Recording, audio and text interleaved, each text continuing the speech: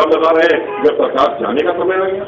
बहन मायावती जी ने जो काम किए थे आते ही। सर अपना नाम बता दीजिए जी, अपना नाम बता दीजिए। मैं मुनिराम राजभर हूँ और सिद्धार्थनगर से बसपा का जिला उपाध्यक्ष हूँ। तो यहाँ की रैली देखकर आपको कैसा लग रहा है? यहाँ की रैली देख करके बहुत अच्छा लगा। बहुत संख्या थी, बहुत भीड़ थी और 2022 में परम आदरणीय बहन कुमारी मायावती जी को 5वीं बार हम मुख्यमंत्री बनाने जा रहे हैं और इस देश में भ्रष्टाचार की सरकार खत्म होने जा रही है। जो महंगाई को लेकर के वो उन्होंने कहा था कि प्रदेश में डबल इंजन वाली सरकार आएगी, तो डबल इंजन वाली दूना दाम इन्होंने बढ़ा दिया। तेल पर बढ़ा दिया,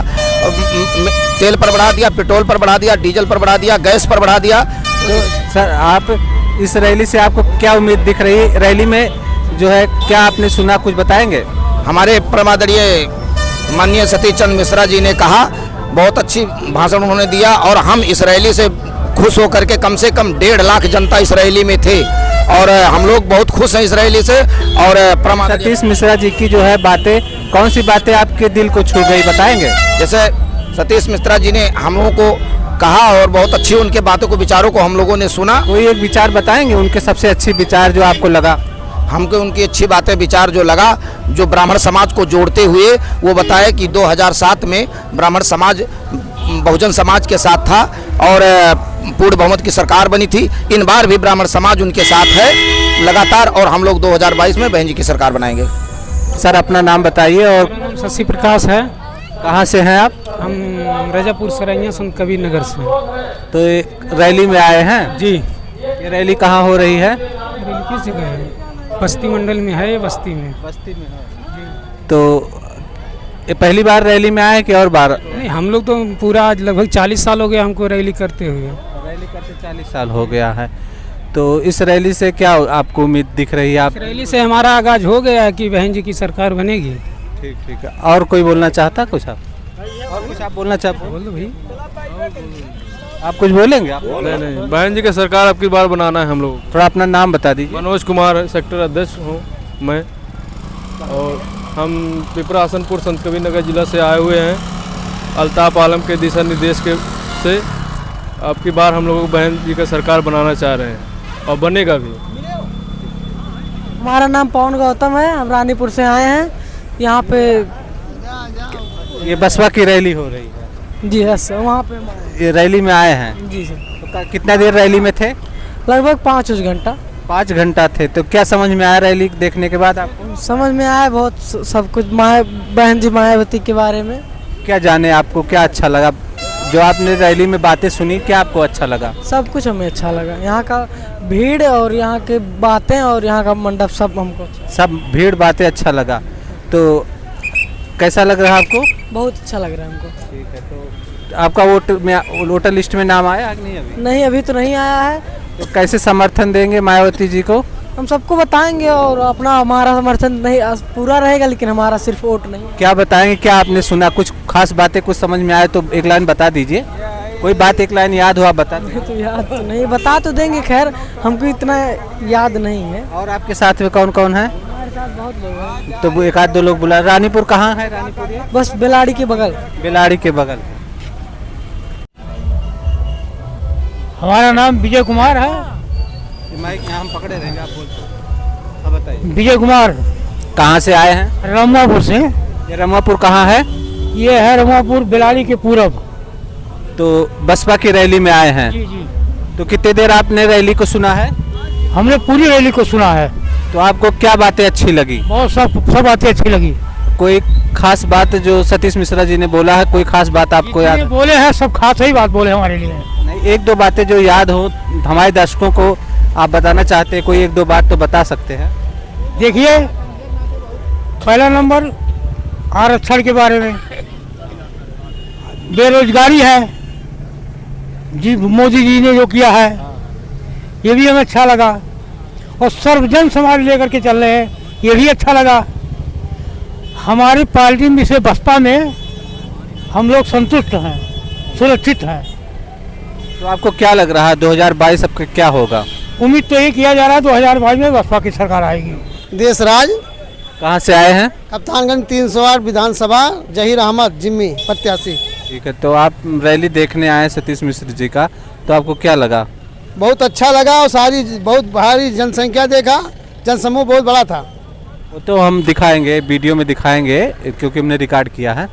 तो आप सतीश मिश्रा जी के किस बात से प्रभावित थे, थोड़ा बताना चाहेंगे?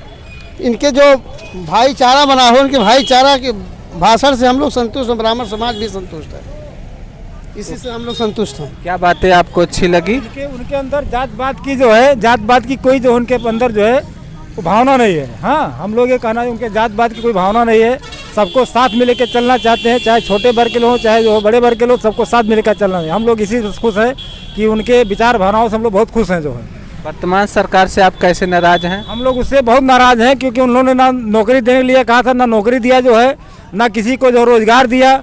जनता त्रास कर रही है, हर जनता परेशान है जो है, ना किसी को कुछ मिल नहीं रहा है, ना रोड बना हुआ है, ना कुछ हुआ, ना रोड का सुविधा है, ना कोई। जब कप्तान के हमारे ब्लॉक में दीजिए, कप्तान के विधानसभा में कोई रोड जो है ऐसा शुद्ध नहीं है, कोई रोड पे चलने लायक है जो है, जो हमारे विधानसभा। मिश्र जी की कोई एक बात जो आपको दिल को छू गई हो, क्या आप बताना चाहेंगे? हम सर यही बताएंगे कि हमारे जो उनका बात ऐसा था कि हमको ऐसा बात बता दिया है कि हमको जात भाव की कोई भावना हमको नहीं रखना है, हमको साथ में लेकर सबका साथ सबका विकास हमको करना है। अपना नाम सर बताए नहीं आप? हमारा नाम रामतौल कनौजिया है, मैं दोला ग्राम सभा के रहने वाला हूँ, कप्तान के विधानसभा से। सर अपना नाम बताएं। हमारा नाम गब्बूलाल करमिया। कुछ बताना चाहेंगे जो रैली में आप आए थे इसके बारे में? बस हो गया। ठीक, आप अपना नाम बता दीजिए। गिरधारी ग्राम दुबौला। कुछ बताना चाहेंगे रैली के बारे में? हमको अच्छा लग रहा है, सब अच्छा लग रहा है, सब अच्छे हैं, अच्छा काम करेंगे ये। हाँ ठीक, आप सर अपना नाम बता दीजिए। राम उग्र, कहाँ के रहने वाले हैं? विकासखंड जोगिया, जनपद सिद्धार्थनगर। इस रैली के बारे में आप कुछ कहना चाहेंगे? हाँ, रैली के बारे में यह कहना चाहूँगा, जितनी जनता आई थी इतनी ही जनता अगर बहन जी को वोट दे दे तो मेरा दावा है कि सरकार बन के रहेगी, कोई रोक नहीं सकता। 2022 आपकी होगी। जी, आपसे बातें करके बहुत अच्छा लगा। या कुछ और कहना चाहेंगे? हाँ, और कहना चाहूँगा, और ये कहना चाहूँगा कि जो वर्तमान सरकार है यह केवल जातिगत मुद्दों पे हम सबको भटकाए हुए है। इन्हें केवल मंदिर और मस्जिद प्यारा है, ना कि समाज और देश प्यारा है, ना, इन्हें देश नहीं प्यारा है। नाम संग सागर बनते हैं, प्राचीन बाउल उनका भिरिया रितराज ग्राम चिरैया ब्लॉक सल्टुआ रोड डुमरियागंज थाना सोना जनपद बस्ती। मैं इसी रैली में आया था सुनने समझने के लिए। तो आप रैली देखने में आपको क्या लगा, कैसे लगा? अच्छा लगा, बहुत अच्छा लगा। बहुत अच्छा लगा। हाँ, पब्लिक अच्छी आई थी? पब्लिक तो आई थी अच्छी, लेकिन जिस तरीके से आई थी इस तरीके से पब्लिक अगर वोट दे दे और सब लोग भाषण दिए, लेकिन ये नहीं कह पाए कि आपके बैलेट पेपर से अगर नहीं होगा तो हम लोग अपना जान गंवा देंगे और मोदी को रहने नहीं देंगे, जोगी को रहने नहीं देंगे। आपकी बैलेट पेपर से होना चाहिए, मशीन से नहीं पेपर होना चाहिए। तो आपने पूरा स्पीच सुना, पूरा भाषण सुना है? हाँ हाँ, सब कुछ सुना है। तो आप भाषण में क्या बात आपको ज़्यादा अच्छी लगी, क्या बात आपको दिल के छू लगा? यही बात ये लोग नहीं कह पाए। इनको कहना था कि बैलेट पेपर से नहीं होगा, बैलेट पेपर से होगा, मशीन नहीं से होगा।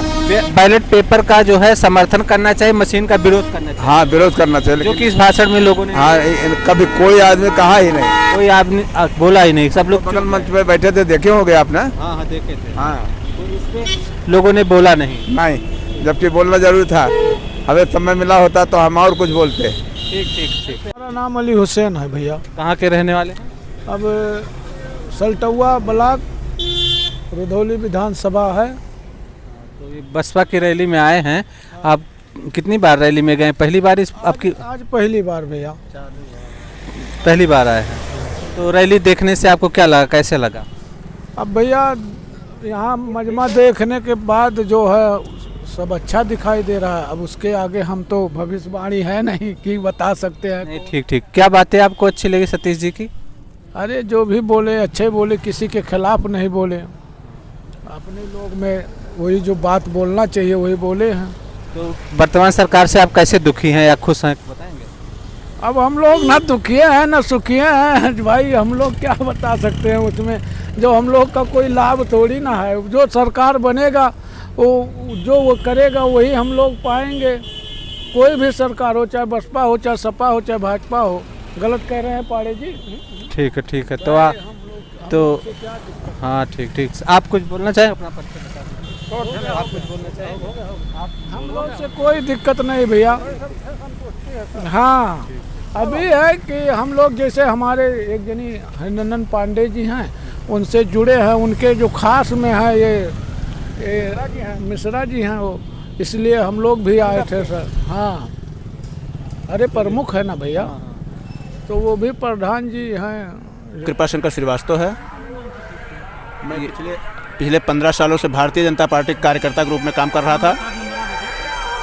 भारतीय जनता पार्टी में मंडल अध्यक्ष, अस्थायी जिला कार्य समिति सदस्य के पद पर रहते हुए कई पदों को सृजित किया हूं। आज बहुजन समाज पार्टी की विचारधारा से जुड़ा हूं, क्योंकि मैंने पिछले कांग्रेस का, भारतीय जनता पार्टी का, बहुजन समाज पार्टी का, समाजवादी पार्टी का, सभी के सरकारों को देखा है। इसमें से सबसे अच्छा हमें ये लगा कि बहुजन समाज पार्टी की सरकार थी, उस समय अधिकारी कर्मचारी अपने समय से ऑफिस में आते थे और जनता का सही तरह से काम करते थे। सबसे अच्छा ये हमको लगा। और तमाम ऐसी योजनाओं पर बहन मायावती जी ने काम किया है। ये सर, आप भाजपा सरकार के, भाजपा पार्टी में कितने दिन तक काम किए हैं? भारतीय जनता पार्टी में हम 15 साल तक कार्यकर्ता के रूप में काम किए हैं। तो आपने इतना मेहनत करने के बाद भी उस पार्टी से हट गए क्यों? विचारधारा की बात है। तो पहले क्या अच्छा लग रहा था, आज क्या गड़बड़ी हो गई? चूँकि मैंने भारतीय जनता पार्टी की सरकार देखा नहीं था कि मतलब प्रदेश में काम किया हो, मतलब काम नहीं देखा था सरकार के बारे में कि नई सरकार बनेगी, कुछ अच्छा काम करेगी, लेकिन सरकार उम्मीद पर खड़ी नहीं उतरी, क्योंकि हमेशा विपक्ष में ज़्यादा समय तक सरकार रही है। इसलिए जो है सरकार के कार्य सिस्टम को आप नहीं जान पाए थे। केवल सरकार के समर्थन में आप विपक्ष में लड़ते रहे, लेकिन जब समय आया तो सरकार ने अच्छा काम नहीं किया। जो हमारे मतलब सोच के हिसाब से सरकार ने अच्छा ना काम नहीं किया। अब वो उसकी अपनी जो सोच है वो अलग बात है, इसलिए जो है हम मतलब वहाँ से, यानी आपकी विचारधारा भाजपा की विचारधारा से मैच नहीं की, इसलिए आपने अलग। जी जी जी जी जी जी बिल्कुल सही। तो इजरायली देख करके आपको कैसे लगा, क्या लगा? हमको बहुत अच्छा लगा और मैंने बहुत अच्छा अनुभव किया, और मैं उम्मीद करता हूँ कि भविष्य में 2022 में बहुजन समाज पार्टी की सरकार बने। इसी कामना के साथ मैंने बहुजन समाज पार्टी ज्वाइन किया। तो मिश्र जी की जो आज बातें उन्होंने कही है, क्या अलग कही है? अलग जो भाषण वो देते हैं अलग अलग मंचों पर, तो इस मंच पर उन्होंने क्या अलग बोला है? माननीय मिश्रा जी ने जो यहाँ मंच पर कहा कि ब्राह्मण के विरोध में भारतीय जनता पार्टी ने मतलब काम किया, जैसे कि इनकाउंटर, जो इनकाउंटर इनका होता है, क्या ये ज़रूरी तो है नहीं कि खाली ब्राह्मण ही गुंडा हैं, या मतलब और मतलब परिवार में गुंडे नहीं हैं। ज़्यादातर गुंडा के रूप में ब्राह्मण को पेश किया गया इस सरकार में, जो कि अच्छा नहीं है। इनकाउंटर ज़्यादा हुई है ब्राह्मणों की। जी जी जी, इस बात को यहाँ सतीश मिश्रा ने स्पष्ट किया। जी जी जी, कि सरकार जो है, सरकार नहीं चला रही है, जातिगत भेदभाव चला रही है। जी जी जी जी जी, ठीक है, ठीक सर। और आपको कुछ कहना है? नहीं, बस ठीक। सर, मेरा नाम हरिनंदन पांडे है, मैं रुधौली विधानसभा 309 से हूँ। जो रैली आपने देखा है, क्या लगा आपको रैली देखने के बाद? रैली देखने के बाद बहुत ऐतिहासिक रैली थी। मैंने आज तक ऐसा रैली देखा नहीं कभी। और अब की बार जो है बहुजन समाज पार्टी का लहर है। मिश्रा जी ने क्या बोला जो आपके दिल को छू गया हो? क्या बातें मिश्रा जी की ज़्यादा अच्छी लगी, आप बताना चाहेंगे? मिश्रा जी सर्वजन सुखाय सर्वजन हिताय के हिसाब से ही चलते हैं। मिश्रा जी बहुत सीधे हैं, बहुत सज्जन हैं। जो इस समय प्रमुख जी हैं, उसके पहले प्रमुख वो अशोक मिश्रा जी थे सल्टुआ के, और भूतपूर्व प्रमुख हैं। और उनका स्वभाव, उनका संस्कार बहुत ही अच्छा है, और हर जाति वर्ग के लोग उनकी मदद कर रहे हैं। हमारे बगल में हमारे बड़े भाई फजलुर रहमान जी भी बैठे हुए हैं। आप थोड़ा सा इनसे भी बात कर लीजिए। फजलुर रहमान नाम मेरा है, रुधौली विधानसभा से हूँ। मिश्रा जी निहायत ही सज्जन और शरीफ आदमी हैं, और इसी वजह से हर वर्ग का समर्थन उनको मिल रहा है। आज पहले दिन ही पूरी जनता में बहुत अपार खुशी है, और आने वाला दिन मिश्रा जी का है, बहुजन समाज पार्टी का है। मिश्रा जी यहाँ से जरूर विधानसभा जीत कर जाएंगे और पहुँचेंगे। तो मिश्रा जी के स्पीच से आपको क्या अच्छा लगा, क्या बातें आपको दिल के छू गई और क्या उन्होंने अलग बोला, कुछ बताना चाहेंगे? मिश्रा जी की हर बातें मुझको ठीक लगी। मिश्रा जी सर्वजन सुखाय सर्वजन हिताय की बात करते हैं और सबको लेकर साथ चलने का काम करते हैं। ये सबसे अच्छा मुझको लगा। जो सारे लोगों को, सारी जातियों को एक साथ लेकर चले, वही सबसे अच्छा आदमी है, वही सबसे बढ़िया पार्टी है। और कुछ कहना चाहेंगे आप? अब हम ये जरूर चाहेंगे, जनता से भी अपील करते हैं कि बहुजन समाज पार्टी की सरकार बने या बहन मायावती जी की सरकार बने, ताकि देश प्रदेश में अमन चैन कायम हो। क्या काम कर रहे हैं? पत्थर लगाने के अलावा और क्या कर रहे हैं? पत्थर वो भी कब लगा रहे हैं जब सरकार जाने का समय आ गया। बहन मायावती जी ने जो काम किए थे, आते ही उन्होंने शुरुआत पहले दिन से कर दी थी, तब 5 साल में पूरा कर पाए। इन्होंने तो आते ही सब चीजें बंद करने का काम किया।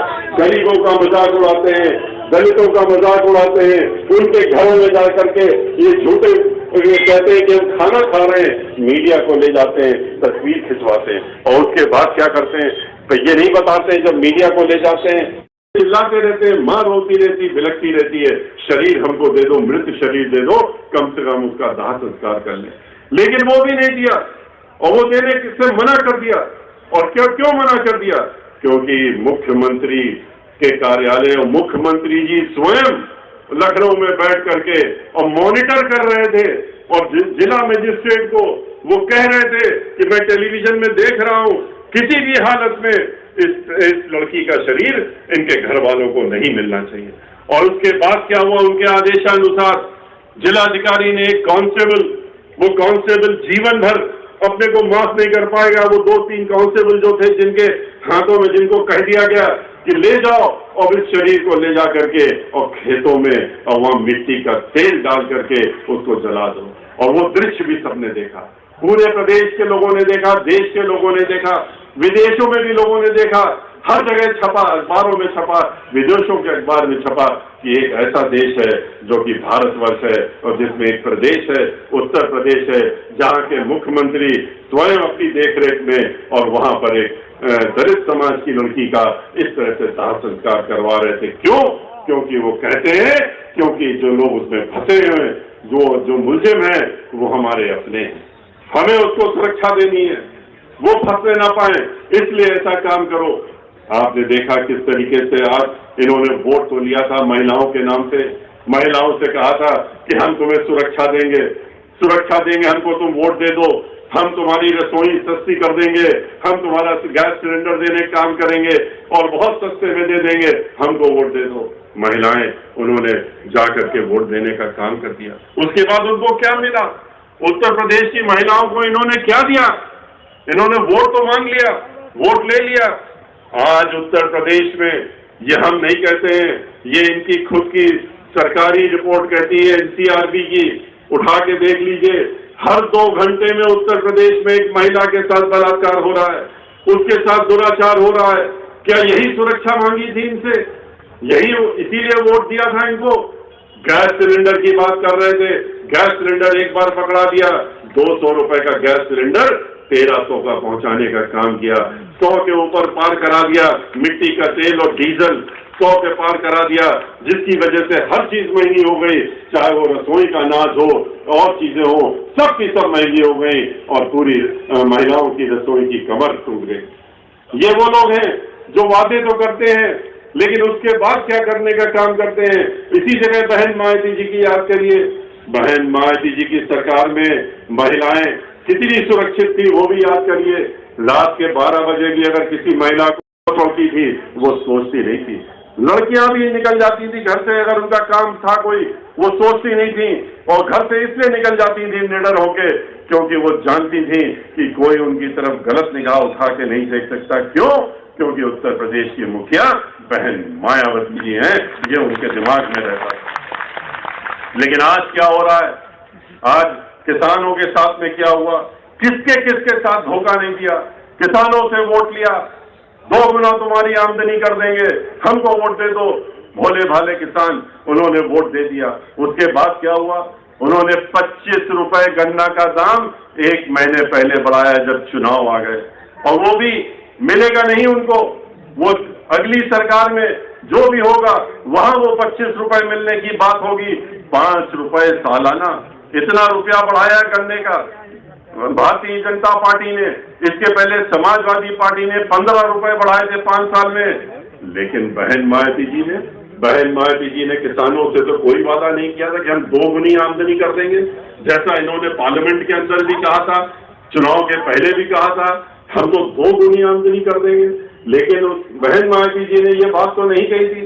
पर उसके बाद भी, क्योंकि बहन मायावती जी के दिल में किसान बसते हैं जैसे हर गरीब बसता है, चाहे वो किसी भी जात किसी भी धर्म का हो, और उसी के लिए वो 18 घंटे अगर बैठ करके सोचने का काम करती हैं, योजना बनाने का काम करती हैं तो उन्हीं के लिए करती हैं। और इसी तरह से किसानों के लिए भी उन्होंने किया था, उन्होंने वादा नहीं किया था। लेकिन अपने सरकार में 2007 से 12 के बीच में उन्होंने गन्ने का मूल्य 125 रुपए से ले जाकर के 250 पहुंचाने का काम किया था। 2 गुना करने का काम बहन मायावती जी ने किया था और किसी ने नहीं किया था। लेकिन आज इनकी क्या सोच है किसानों के बारे में? किसानों के ऊपर 3 काले कानून ला दिए, दाम तो नहीं बढ़ाए गन्ने के, आमदनी तो नहीं बढ़ाई, 3 काले कानून ला दिए उनके ऊपर, और ऐसे कानून ला दिए जिसके तहत में किसान मजबूर हो जाए कि उसको अपनी जमीन ठेकेदारी में देनी पड़ेगी। और किसको देनी पड़ेगी? उन्हीं उद्योगपतियों को जिनके हाथ में उन्होंने पूरा देश बेच दिया है, जिसमें हाथ की पूरी संपत्ति बेच दी है। ये इनकी संपत्ति नहीं है भारतीय जनता पार्टी की, ये संपत्ति तो इस देश की है। चाहे वो जो भी चीज हो, चाहे रेलवे हो, चाहे लाइफ इंश्योरेंस कॉर्पोरेशन हो, चाहे ऑयल इंडिया कंपनी हो, जितनी भी बनाने की, चाहे हवाई जहाज बनाने की कंपनी हो, और अब तो चाहे उन्होंने तो बैंकों को भी बेचने का काम कर दिया। बैंकों को पहले उनको कंगाल किया, जिन्होंने कंगाल किया उनको विदेश में भेज दिया कि जाओ ऐश करो, और उसके बाद उन्हीं के हाथों में कंगाल करने के बाद कहते हैं हम बैंक तुम्हारे हाथ में बेचने का काम कर रहे हैं, औने पौने दामों में, आधे दामों में ले लो, और बैंक उनको देने का काम कर रहे हैं। जहां से भी वहां से भी नौकरियां खत्म करने की बात कर रहे हैं, और उन्हीं के हाथों में ये 3 काले कानून बना करके किसानों की जमीन भी देना चाहते थे। किसान समझ गया, पूरे देश का किसान चौकन्ना हो गया, उसको मालूम हो गया। हम लोगों ने इस कानून का खुलासा पार्लियामेंट के अंदर हमने स्वयं अब वहां पर खड़े होकर के किया था, और हमने कहा क्यों आप ऐसा काम कर रहे हैं? नहीं, ये किसानों के पक्ष में है। जवाब आया उधर से, हमने कहा अगर किसानों के पक्ष में है, किसान नहीं चाहता है कि हमारे ऊपर ला दिए, तो क्यों ला दे रहे हैं आप इसको वापस ले लीजिए। नहीं, वापस लेने के उन्होंने मना कर दिया। 700 किसान मर गए, और इतना ही नहीं, 4 किसानों को तो रौंद के मार दिया इन्होंने, गाड़ी के नीचे कुचल के मारने का काम किया। इनके खुद के मंत्री, उनके बेटे, और वो सब उसमें अब तो सामने खुलासा हो गया कि वो लिप्त है। लेकिन मंत्री को बगल में बैठा के रखते हैं अभी भी, उनको हटाने का काम नहीं। किसानों की मौत हो गई, 1 दर्जन से किसान ज्यादा घायल पड़े हैं। हम लोग तो वहां कई बार गए, हम खुद गए थे स्वयं, और देख करके आए थे क्या दशा उन किसानों की थी जो घायल पड़े, उनकी भी दशा देखी, उनके घर वालों का रोना धोना भी देखा। लेकिन इनके ऊपर कोई असर नहीं। अब जाकर के जब चुनाव आ गया तो 3 काले कानून वापस लिए, और क्या कहते हुए वापस लिए कि ये किसान जो है उसको अकल नहीं है, उसको समझ नहीं है, उसको आता ही नहीं, उसको समझ ही नहीं है, इसलिए वो किसान उन कानूनों का विरोध कर रहा था। और अब तो उन्होंने 3 दिन पहले उनके कृषि मंत्री जो सेंटर के हैं, उन्होंने जा करके महाराष्ट्र में और नागपुर में बयान भी दे दिया। पहले इनके कुछ गवर्नर लोगों ने, कुछ और नेताओं ने कहा, अब तो मंत्री ने खुद ही स्वयं कह दिया कि ये कानून बहुत अच्छे थे, अभी हमने मजबूरी वश वापस लिए हैं, इनको दोबारा लाने की हम लोग काम करेंगे। क्यों अभी वापस लिए? वापस इसलिए लिए क्योंकि चुनाव आ गया, चुनाव में इनको मजबूरी थी, इसलिए वापस लिया। बेरोजगार लोगों के साथ में भी धोखा दिया, अध्यापकों के साथ में दिया। बेरोजगार के बारे में हमारे साथियों ने आपसे पहले ही सब बातें रख दी हैं। अध्यापकों के इससे कहा कि हम तुमको नौकरी देंगे, तुम्हें हम मानदेय देंगे। जो स्कूलों में पढ़ाते थे बच्चों को, उनसे कहा कि तुम्हें नौकरी नहीं मिल रही है तो हम मानदेय देंगे, क्योंकि सहायता प्राप्त विद्यालय नहीं थे। उन लोगों 4.5 साल इंतजार करते रहे। 5 साल पहले समाजवादी पार्टी का इंतजार किया, उन्होंने वोट लिया। 20 लाख ऐसे अध्यापक थे उसके बाद उन्होंने घेराव किया जाके विधानसभा में, तो क्या नतीजा आया? जब विधानसभा में घेराव किया तो उनको वही मिला जो सबको मिलता है, लाठियां मिली, डंडे मिले, सर फोड़ दिया गया, सर से खून बहने लगा। तो ये वो लोग हैं। जब वहां एक महिला ने फिर उन्हीं अध्यापकों में से अपना सर मुड़ा लिया, मीडिया के लोगों ने घेर लिया उसको, कहा कि तुम महिला हो, तुमने सर क्यों मुड़ाया, वो भी विधानसभा के सामने। उसने कहा हमने इसलिए मुड़ाया क्योंकि अब आज हम इनका सांकेतिक अंत्योष्टि घोषित कर रहे हैं, इस सरकार की अंत्योष्टि की घोषणा हम कर रहे हैं। तो कितना नाराज हो गए उसके बाद इस बात को, इस वक्तव्य को जब छप गया सुन करके मुख्यमंत्री जी इतना नाराज हो गए। अगले दिन उन्होंने बयान दिया। क्या बयान दिया? उन्होंने कहा ये अध्यापक लोग हैं, इनको लाठियां तो पड़ेंगी, इनकी ये दशा तो होनी है, क्योंकि अध्यापक तो वही बनता है जिसने पिछले जन्म में दुष्कर्म किए हैं, कुकर्म किए हैं, पाप किए हैं। ये वो पापी लोग हैं जो पिछले जन्म के पापी हैं और इसलिए इस जन्म में इनको अध्यापक बनना पड़ा। ऐसी सोच मुखिया की, ऐसी सोच रखने वाले उनके बारे में जिन्होंने हम सबको पढ़ा करके इस लायक किया कि हम लोग आज आपके सामने खड़े हैं, और उनके बारे में इस तरह की बात सिर्फ यही कर सकते हैं और कोई नहीं कर सकता। महिलाओं के बारे में भी यही इस तरह की सोच सकते हैं और कोई नहीं सोच सकता है। वरना ऐसा नहीं होता तो फिर खुशी दुबे जो 16.5 साल की लड़की थी, 16.5 साल की लड़की खुशी दुबे, और उसकी शादी एक दिन पहले हुई थी, हाथों में मेहंदी भी नहीं उसकी छूटी थी, और उसके पति को तो एनकाउंटर में मार दिया, उसके और लोगों को, घर वालों को मार दिया, और उसके बाद उसको भी नहीं बख्शा, उसको उठा ले गए और उसको जेल में बंद कर रखा। 1.5 वर्ष हो गए हैं, अभी भी उसको जेल में बंद कर रखा है। उसकी बेल नहीं होने दे रहे हैं क्योंकि सीधे मुख्यमंत्री कार्यालय से और उसकी देखभाल हो रही है, किसी तरीके से बेल नहीं होनी चाहिए। इसका रोजाना हिसाब किताब मुख्यमंत्री कार्यालय से होता है। क्या दोष है उसका? या उसके साथ में जो महिलाएं घर में काम कर रही थी, 2 महिलाएं, उनको भी जेल में रखा हुआ है। और उतना ही नहीं, एक 6 साल की, एक महिला की तो 6 साल की लड़की और 3 साल का बच्चा लौटा, वो भी जेल में बंद कर रखा। तो इनकी यही सोच है। और खास तो क्यों ऐसा कर रहे हैं? क्यों? क्योंकि ब्राह्मणों का नाम नहीं सुन सकते। ब्राह्मणों का नाम सुनते ही चेहरा लाल हो जाता है, ब्राह्मणों को देखते ही चेहरा लाल हो जाता है। ये इस सरकार के मुखिया और इस सरकार का आज के रोज हाल है कि अगर कहीं आपके नाम के आगे ब्राह्मण लगा है तो फिर तैयार हो जाइए रोको ठोको वाली नीति में। 500 ब्राह्मण समाज के लोग मार दिए गए, 100 से ज्यादा इनकाउंटर कर दिए ब्राह्मण समाज के लोगों को, और उसके बाद दहशत फैलाते हुए कहते हैं तैयार रहो, अब की बार आने दो हमको, हम प्रदेश से सफाया कर देंगे। क्या सफाया कर देंगे? कौन कर देगा? सफाया करने वालों को ये मालूम होना चाहिए, जो धमकाने वाले हैं उनको मालूम होना चाहिए कि ये ब्राह्मण समाज के लोग कोई 100, 500, 1000 नहीं है। यहाँ उत्तर प्रदेश में ब्राह्मण समाज के लोग जो हैं वो पूरे प्रदेश में 14% से लेकर 16% हैं। ये 3 करोड़ के करीब हैं। किसका सफाया करोगे? और ये तो भगवान परशुराम की वंशज है, किसी से डरते और डरते नहीं है, ये उम्मीद है। इस तरीके से एक ब्राह्मण समाज की महिला, जो कि हाथरस में रेणु शर्मा नाम की महिला, वो राजनीतिक महिला थी, वो पूर्व ब्लॉक प्रमुख थी। इतना ही दोष था कि भारतीय जनता पार्टी को वो परास्त करने का काम करती थी, उनके विरुद्ध बोलने का काम करती थी। उसको फर्जी मुकदमों में जेल में भेज दिया और जेल में तब तक रखा, उसकी बेल नहीं होने दे रहे थे। अंततः जब उसकी बेल हो गई तो 15 दिन बेल हो जाने के बाद भी उसको जेल से बाहर नहीं आने दिया। और कब आने दिया जेल से बाहर? जब उसकी मृत्यु हो गई, उसका मृत्यु शरीर ही जेल से बाहर आया। और इसी तरह की योजना खुशी दुबे के लिए भी बना रखी है कि अगर बाहर आए तो उसका मृत्यु शरीर ही आए, खुशी दुबे बाहर जीवित ना आने पाए। ये सिर्फ रेणु शर्मा का क्या दोष? फिर से वही एक महिला, और वो भी ब्राह्मण समाज की महिलाओं के साथ में पता नहीं क्या इनकी सोच है। महिलाओं का बारे में अलग सोच है इनकी। आप देखिए, धर्म के नाम पे वोट मांगते हैं आपसे, राम के नाम पे वोट मांगते हैं, राम के नाम पे जाकर के पूरे प्रदेश में पैसा इकट्ठा करते हैं, लाखों करोड़ों रुपए चंदा ले लिया। लेकिन राम के मंदिर के नाम पे कहाँ है वो मंदिर? अभी तो नींव भी नहीं डाली है, मंदिर कहाँ से बनेगा? 2 साल हो गए, सर्वोच्च न्यायालय के निर्णय आए हुए, लेकिन आज तक नहीं। हम तो 23 जुलाई को जब गए थे अयोध्या से ही हमने कार्यक्रम शुरू किया था, देखने गए थे कि कहाँ मंदिर बन गया है, चलो वहीं पर पूजा अर्चना करेंगे। हम लोगों के राम तो हम लोगों के दिल में बसते हैं, हमारे घर में बसते हैं, हम लोग मंदिर में अपने रखते हैं, पूजा करते हैं, पाठ करते हैं, सम्मान करते हैं। ये लोगों की तरह से उनको वोट की चीज नहीं बनाते हैं।